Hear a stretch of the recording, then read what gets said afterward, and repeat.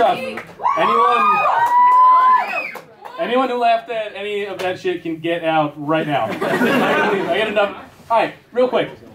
I posted an Instagram photo for my friend's birthday. All right, and everyone commented on it. Oh, you're fat. You're fat. You're fat. Without even a little bit.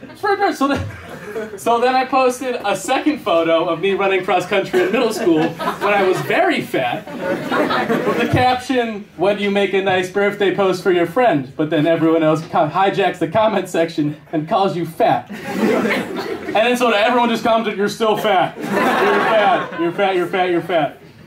It's all right. Next person to call me fat is going to get the microphone thrown at their head. All right? Anyone? That's what I thought. All right, let's get into the prepared material. Get the disclaimer out of the way. So, I understand this is a weird opinion to have, but Little League baseball is my favorite sport. No, you can't have that opinion for like over 200 pounds and under 30.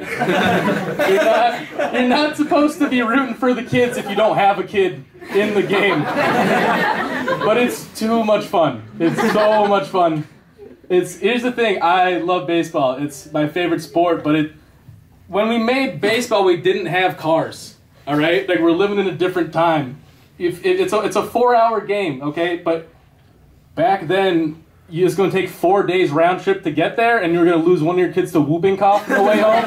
It's like, no one cared. It's 2017. If the line's 30 minutes long, we don't even vote. We don't have the patience for a 4-hour baseball game anymore. Enter Little League. It's fucking baseball on cocaine.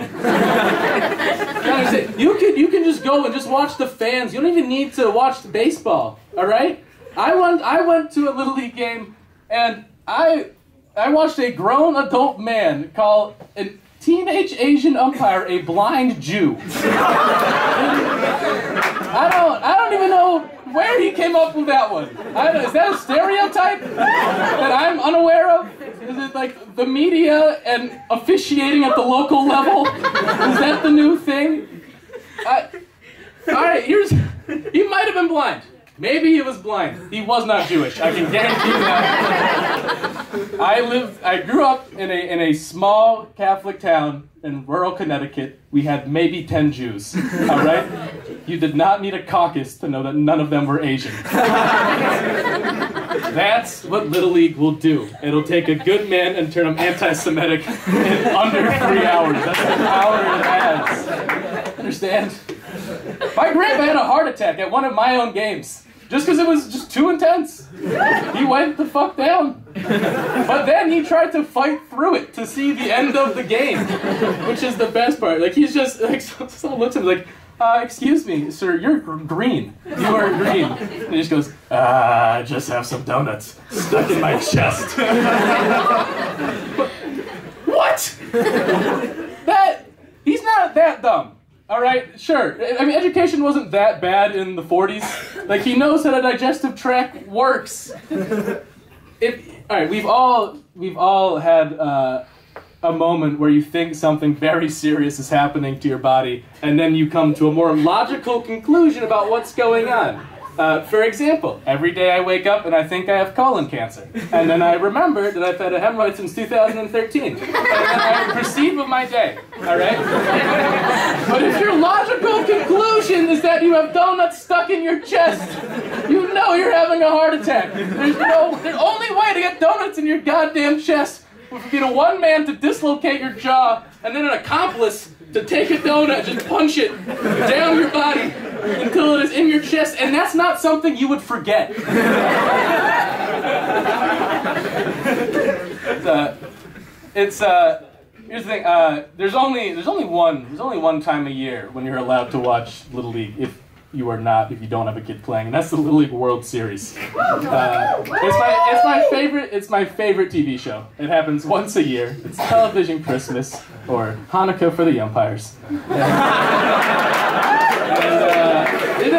ESPN does it. ESPN runs it, and they've perfected it. I don't know why they haven't won an Emmy for this. All right, it is designed for the modern American television viewer. All right, first off, there's 8 international teams and 8 American teams, because of course we're going to make the immigrants work harder to win. All right? Second, all right, the stakes 1,000,000 times higher. All right, the blind Jew incident and my grandpa, that was a local exhibition game. This is the World Series. Like, literally, it's not just a game, it's a quantifiable way to see who has the best kid. So every parent there is, like, they're going for world supremacy right now. And then the kicker is that everyone who plays has to be 12. It's only 12-year-olds, which is hysterical. Because, like, 12-year-olds are like that super volcano that's under Yellowstone, where it's not if it blows, it's when it blows, and when it blows, we're all going down. Yeah, I'm about to recap for you my favorite episode of the Little League World Series, and something like this happens every single year. So this is why I keep coming back. It's Texas versus Mexico. Tension's still very high from the Alamo. Runner on second for Team Mexico. Oh no. They sit in the center field, all right? The largest 12-year-old I've ever seen in my entire life picks up the ball because we've been selectively breeding for this event for many, many years. This kid looks like he grew up in a factory farm. That's how big he was. Picks up the ball and throws it on a missile to home plate. The catcher has the ball, and this small Mexican boy, a niño if you will, halfway in between third and home. All the catcher has to do is make a nice supple tag on the chest, nothing extreme, and we all move on. But he's 12. And he's fucking chock full of sexual frustration and drowning in a tsunami of hormones. He has no idea how to navigate through. So he takes 2 steps and throat punches the Nino with the baseball, which, while not technically illegal, is frowned upon in the game. So now the Nino goes down, and immediately we cut to the Mexican fan club, who is furious. And he starts screaming at the catchers, like, individually. So he starts to cry. Because I have to imagine that if you are a Texan tween, your worst nightmare is a Mexican village screaming at you, specifically in Spanish. And now we cut back to the Nino, who is just coughing blood on the field. And that's when the announcers have to come on and try and save this whole nightmare. Now this is where it gets fun, because Disney owns ESPN. Disney's whole thing is family friendly. So the announcers aren't allowed to say anything bad about the kids. Now if it's a professional game, they just sit there and be like, that's a disgrace to the game. And he should be removed immediately. There's no place for that. There's no place for that. Ugh. I said, Disney. So they have to come on and go,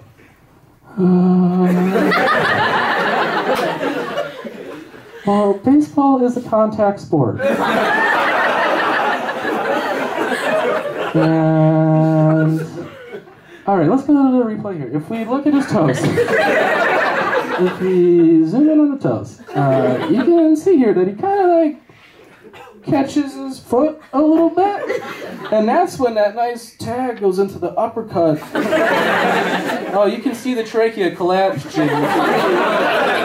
You can see that just fucking fold like an accordion. Maybe this is less about baseball than it is about 12-year-olds. It is. I don't know why any of you are here. You could all be having more fun if you just go hang out at any middle school theater in the country. It's hysterical. I once watched a kid audition for The Sound of Music with a full a cappella version of Stairway to Heaven. That's 8 minutes long. They didn't stop him once. I thought after 4 minutes they'd be like, all right, we get the gist of this. You can stop. Or when he started singing the guitar solo, then they'd be like, all right. But they let him finish. And then no one reacted like that was not the weirdest thing they'd ever seen. Because that happens every single day in middle school theaters. I feel bad for every child that's alive. I really do. I don't know why we all keep tweeting, I miss childhood. Do you not remember? It was the worst. Every day was the worst. You are a child, you have literally no tolerance for any type of pain. Everything that happens is the worst thing that has ever happened. All right? Let me give you an example. When I was a boy, I didn't have any friends, so my grandmother had to play Yu-Gi-Oh with me every day. And on this one day in particular, I get an Egyptian god card. So you know I'm about to fuck her shit up pretty quick.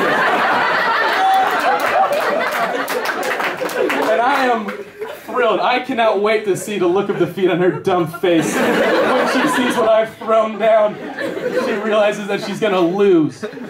But she never looks. She never looks to see the card. And then she's turned around, facing the opposite direction. She's looking at the TV, and she's crying. And so I get mad, and I start to cry. And I get angry, because she's still not paying attention to me, so I just freak the fuck out. We're in a full fit, all right? So, let's keep score real quick.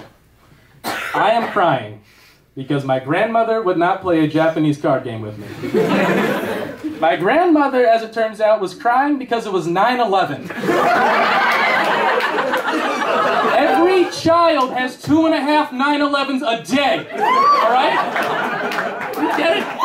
My grandmother can handle shit. She has known pain. She was married to my grandpa for 40 years. She knows how to deal with shit. I know that sounds like my grandpa beats my grandma.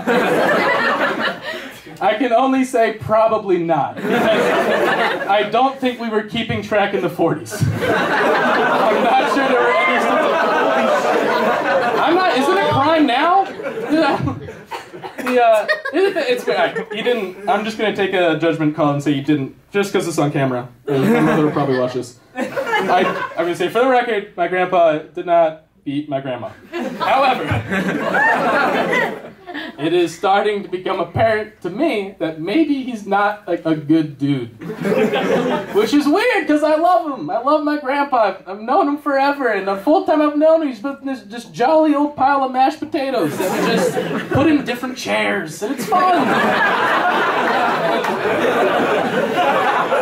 But as I've gotten older, I've just started to hear stories, and it's become clear to me that maybe I was wrong. As I said, for example, there was one time where the whole family's at a funeral. It's grandpa, grandma, their daughters, all the daughters' boyfriends. Someone at the funeral sees him. He's like, "Oh, Bob, who's this? Introduce me to the clan." And he's like, "Okay, here are my daughters, my beautiful daughters." And here, grandma and the boyfriends, is the B team. He put his own wife on the B team at a funeral, his wife of 20 years. He swore an oath to God to protect and love that woman. And do you want to know why she was on the B team? Because she wasn't blood. That's fucking fucked. They didn't even get to sit with the A team. It wasn't like there was a section in the pew. They sat in the back with non-relatives. My grandpa made his money as a local insurance owner. All right, let's think about what a fucked up job that is for a second. When State Farm fucks you on a claim, you are a 13-digit number in a database full of 13-digit numbers. When my grandpa fucked you on a claim, he would see you in church that week. Okay, all right. He also would repo cars and just keep them. And he'd give them to his kids. Can you imagine losing your transportation to work and then looking out a bus and seeing some 16-year-old shithead rip by you in your Camry? All right, that's impressive. That shit's impressive, but this, to me, is next level. He is banned for life from 3 different Little League fields in the state of Massachusetts. All right? Think about that. You have to be so mean to kids that you get kicked out of your hometown Little League field. And then you have to be a mobile asshole and move to 2 other towns who only have to meet you one time to know enough to be like, please don't ever come back. Let me give you an idea of just how hard it is to get banned from a Little League field. The guy who called that kid a blind Jew didn't even get ejected from the game. Yeah, it's weird. It's weird to me to think about, like where my grandpa was at my age. You know, my grandparents got married at age 22. I'm gonna turn 21 in a couple months. I have a net worth of $80, and I no longer fuck with sheets. I've just given up on sheets as a premise. That's where I'm at. It's very hard to look my grandfather in the eye and tell him that I'm pursuing a creative writing degree, knowing full well he was in Vietnam. How is he supposed to respect me in the slightest with that? The only thing we see eye to eye on is that we're both like super cheap individuals. Like we both share a Great Depression mentality, except it's understandable for him. No one knows what I'm doing. No one understands why I'm rummaging through the trash in movie theaters looking for free popcorn like a raccoon. I can trace it back to when I was a freshman in high school. Because when I was a freshman in high school, I was a janitor at my own high school. That's in the summer, which was there's an extra bite to that because all year we just destroy the school, and then it'll be like, wait a second, I have to clean it back up. I earned $8.25 an hour. So to this day, every $8.25 spent is one janitor hour in my mind. And being a janitor was my least favorite thing that I have ever done in my entire life. I almost died every single year that I was there, all right? Within a week, I fell out of a window. All right? So I had imagine this. I'd been labeled as a talker by the janitors. And as such, was sent to work by myself every single day where no one would talk to me. I know. I was sad too. And now the special fun of this was washing windows. It was so goddamn hot out that when you sprayed the Windex on the window, it would just evaporate immediately. So I'd spend all day just mucking up the windows to an infinite degree. And on the final window of the day, so the two kids who were allowed to work together, their names were Dalton and Jack. And so so Dalton wore combat boots to work every single day. Don't know why. We were not a militia. We weren't going to fight anyone. We didn't have beef with other towns, janitor squads. I don't know. However you get your work done is not my business. And then Jack wore a wife beater to work every single day. Didn't matter what the weather was. Could have been a blizzard. That kid was going to be in a tank top. So those two show up. And now so all the screens have been taken out, so you could just go inside and outside the window real quick. And without even thinking, like it looked like an instinct, Dalton just runs and jumps through the window, like parkour style. No idea why. Probably the combat boots kicking in. Not even sure if he knew what he was doing. It was a perfect form. Jack sees this, and first he pulls a switchblade out of his waistband and hands it to me.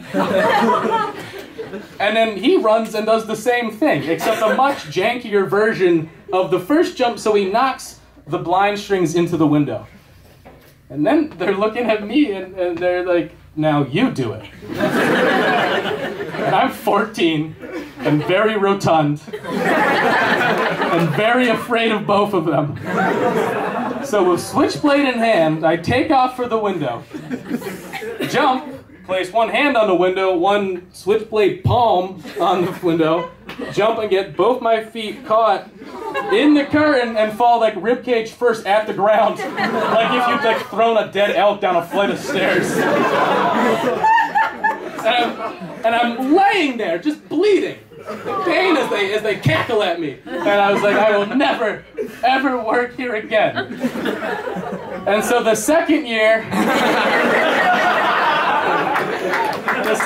I was banished to my own school. I didn't even get like a wing. They put me in a different school with one janitor named Randy. Right now, picture for me a janitor who is 60 years old, whose name is Randy, who has been sniffing chemicals since before OSHA was a thing. Good. So now you know who my peer was every single day. So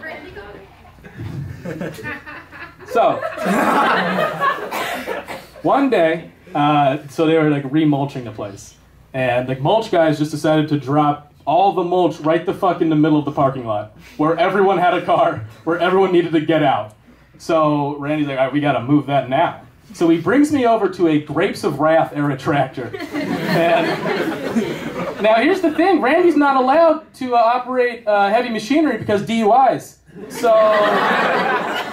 So he turns to me and he's like, you know how to ride a tractor? And I'm like, no, I don't know how to. Why would I know how to ride a tractor? What about me says the tractor experience in my spare time? I spend all my time with you, Randy. So then he's like, don't worry, it's a stick shift. Just, you know how to drive a stick shift, right? It's like, no, 2017, Randy. I don't have a learner's permit. Why would I know how to drive a stick shift? He's like, it's fine. You'll figure it out. So I hop on the tractor, and he's like, oh, by the way, we lost the keys. So, and then he pulls out the longest screwdriver I've ever seen in my entire life. It is so big, it could have easily been a child's fencing saber. And he's like, you just gotta fiddle this around in the engine, and then it starts. So he does, and then it just kicks in the gear, and I'm off. Then he leaves, and I don't know how to drive a stick shift, so I immediately stall out the tractor. And then I don't want to call Randy for help and look weak in front of the eyes of my idol. So I get off the tractor, and I grab the screwdriver, and I fiddle it around in the engine. And I start it up, and then realized in a hurry that I'd left it in drive. And the tractor took off, zooming at all my teachers' cars. So then I took off, 15, still very rotund, chugging through this parking lot, hoping to God that it didn't take off my math teacher's windshield. And it didn't. It missed all the cars, but then it went straight for the massive mulch pile. And it starts to slowly climb up the mulch pile. And is about to tip backwards when I achieve the greatest athletic feat of my life, which is where I run up the mulch pile and, like a Bass Pro Shops James Bond, jump onto the tractor, sit on the clutch with my ass, and then just grind every gear, trying to just rip the thing back into reverse. And I do. And I saved the day.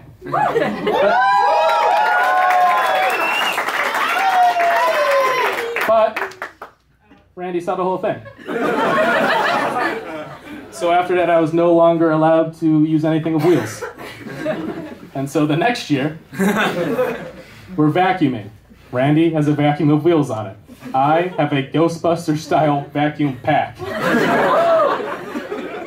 We are vacuuming in opposite halls when I start to smell smoke. So I turn around, and there's nothing there. So I turn, and the vacuum pack is on actual fire. So I rip it off, extinguish the flame, and run over to Randy. I'm so excited I finally have something to say to him. I'm like, Randy, you'll never believe what happened. My vacuum caught on fire.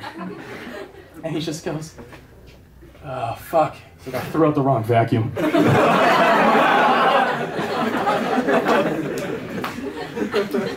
So, no, yeah, was that an excessive amount of examples? Sure. We could have stopped at 1 or 2. We didn't need 4.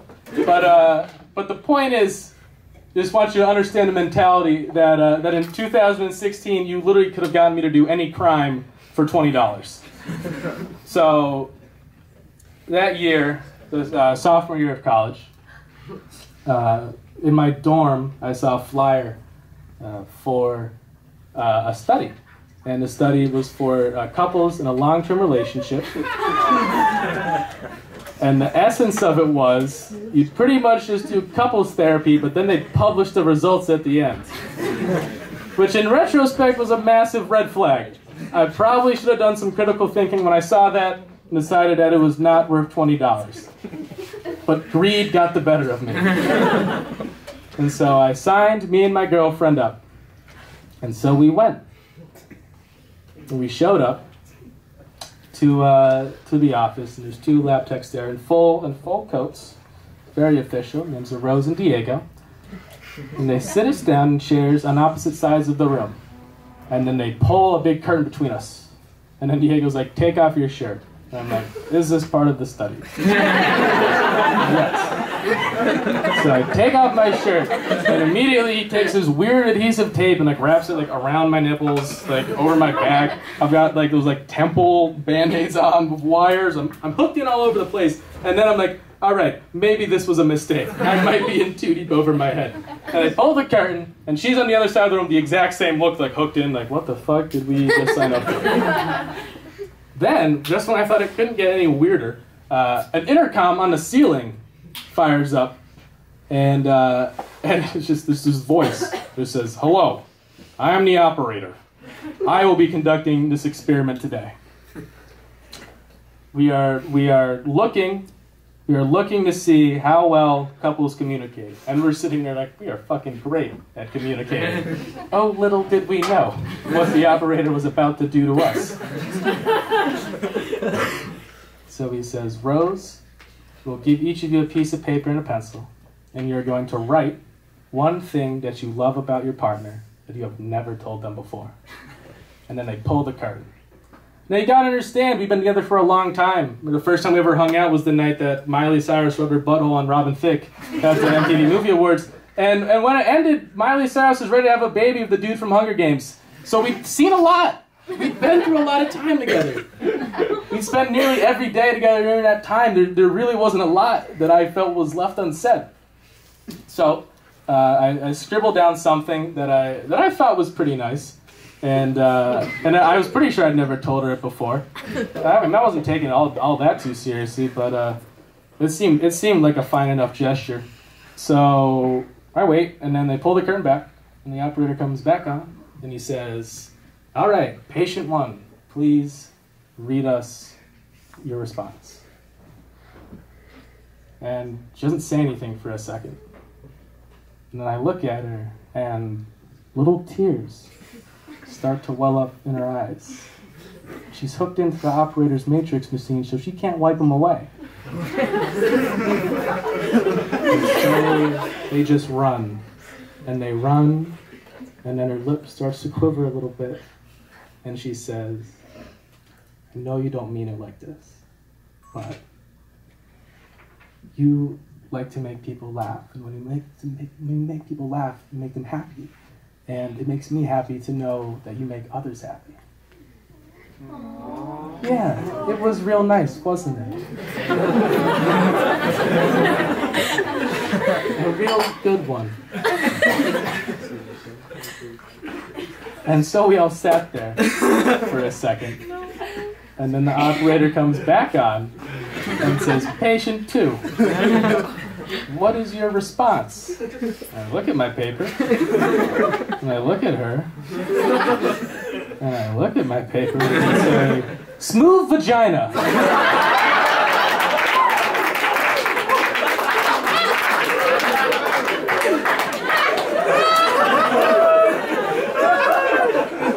And boy, was that about the worst thing I could have said. Smooth vagina, because at least that's clearly an attempt at a compliment, which at first I thought was nice. Peace of mind to know you don't have some weird chunky pothole vagina. That's good. I thought it was nice. I literally could have said anything else and it would have been better. I could have been like, "Benghazi." And they would have been like, "What? Did you hear the question right?" And I'd be like, "Actually, I meant your smile in the moonlight." And they would be like, "That's a wait, nice one. Good for you." But no, smooth vagina.